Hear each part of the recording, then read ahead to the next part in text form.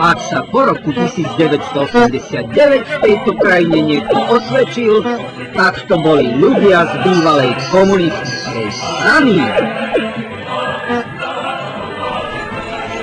Nenapadlo vám v novembri zložiť stranickú knižku?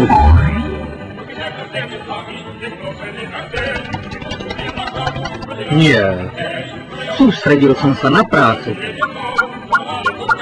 Keď sa tak obzerám späť, nezistujem, že v roku 1989 by v mojom živote nastal nejaký zásadný prelom.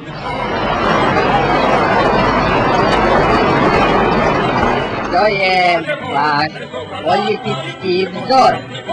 Rád čítam životopisy. Teraz jeden skvelý o Fidelovi, Castrovi. Kuba je ďaleko. Vpredu. Bieloruská tretia cesta.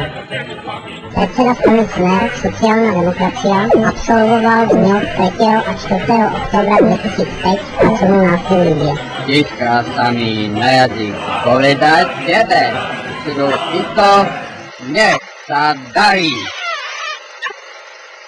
V otázkach štátu sa spojím aj s diablom.